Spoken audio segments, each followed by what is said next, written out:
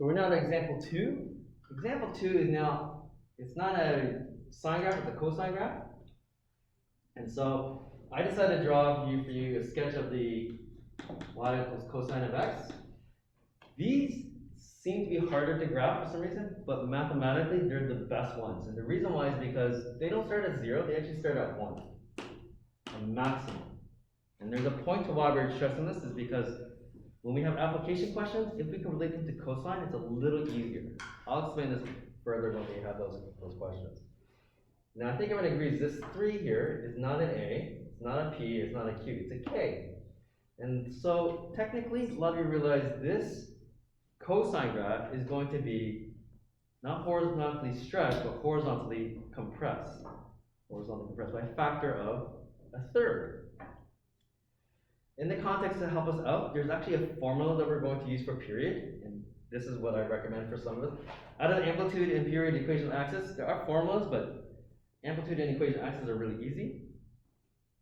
The relationship I'm going to show you is the period is equal to 360 degrees divided by the k value. Or, if we went the other way, period is equal to 2 pi over k. So what is the k value in this case? The k value is 3. So for us to figure out this question, I think I'm using blue, so let's just keep it blue. So for this question, the period is going to be 360 degrees divided by 3. Can anyone help us out? 120 degrees. But what does that really mean? I think a lot of you understand is that we have to fit one cycle to 120 degrees. So what does that really mean? The maximum is still at 0 and 1. The other maximum, which is this point, notice where it's going to be? It's going to be at 120 and 1. This minimum is at 180, right? Which is halfway between 0 and 360. What's halfway between 0 and 120? 60. So it's going to be here and at 60 and -1. And just to help us out, I'm just drawing these other two just so you guys can see a little bit further. And I'll get out of the way. That's the transformation of the one cycle to another one cycle. This has been horizontally compressed. In some problem-solved extension question, do you think we can fit another cycle of this blue graph in this domain between 0 and 360? Yeah. Okay. How many do you think we can fit, Grace? Like There's a specific, sorry? Wait. 3. We can split exactly 3. If you didn't believe Grace, I mean, again, it'd be easier if you had graph paper, but I'm just trying to show you, it looks like that. And that's how you can see, so it's been, you see more cycles. I apologize at home if you're watching. It is kind of ugly because I'm just sketching. I wish I had my graph paper from my classroom, my real classroom.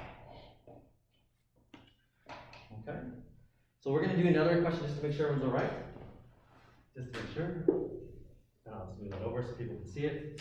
So again, that period is equal to 360 degrees divided by 3 in this case, 120. Let's just move this over. We'll just do it like this. We'll do sine for our example here. So I'm making one up. Y equals sine half x.